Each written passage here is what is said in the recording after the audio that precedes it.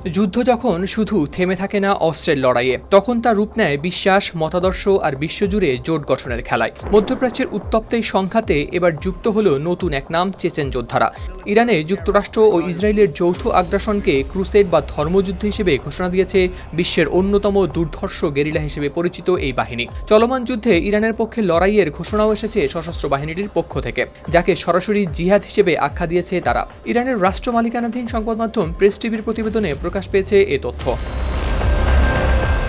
প্রতিবেদনে বলা হয়, যুক্তরাষ্ট্র ইরানে স্থল হামলা শুরু করলে রাশিয়ার চেচেন নেতা রমজান কাদিরভের যোদ্ধারা যোগ দেবে এই যুদ্ধে। মার্কিন প্রেসিডেন্ট ডোনাল্ড ট্রাম্পকে দাজ্জাল হিসেবে অভিহিত করে তাদের সমস্ত আধুনিক অস্ত্রশস্ত্র নিয়ে ইরানের পাশে দাঁড়ানোর আশ্বাস দিয়েছেন এই গেরিলা কমান্ডার।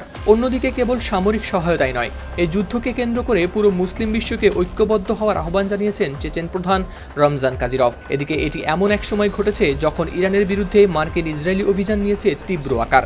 গেল কয়েক সপ্তাহের বিমান হামলার ব্যর্থতার পর প্রেসিডেন্ট ডোনাল্ড ট্রাম্পের নির্দেশে মার্কিন বাহিনী স্থল অভিযান শুরু করার পরিকল্পনা করছে বলে জানানো হয়েছে বিভিন্ন প্রতিবেদনে।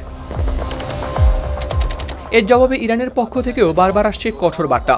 দেশটির সামরিক মুখপাত্র ইব্রাহিম জুলফাগারি ইঙ্গিত দিয়েছেন, ইরানে আগ্রাসন চালালে আগ্রাসনকারীর পা কেটে দেওয়া হবে। তার বক্তব্যে উঠে এসেছে, ইরান কখনোই চাপের মুখে নতি স্বীকার করবে না। সেনাবাহিনীর এই মুখপাত্র আরও বলেন, শত্রুরা ইরানে হামলা চালিয়ে ভুল করেছে, এখন তারা ইরানকে আত্মসমর্পণে বাধ্য করতে চাইছে, যা কখনোই হবে না। গেল 28 ফেব্রুয়ারি তেহরান ও ওয়াশিংটনের মধ্যে চলমান পারমাণবিক আলোচনা চলাকালীন শুরু হয় এই যুদ্ধ। কয়েক সপ্তাহ ধরে চলা এই সংঘাতে ইতোমধ্যে বহু হামলা, পাল্টা হামলা ও প্রাণহানির ঘটনা ঘটেছে।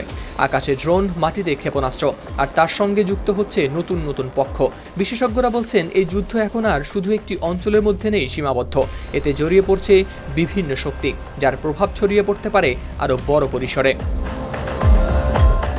হাওলাদার শামীম, RTV।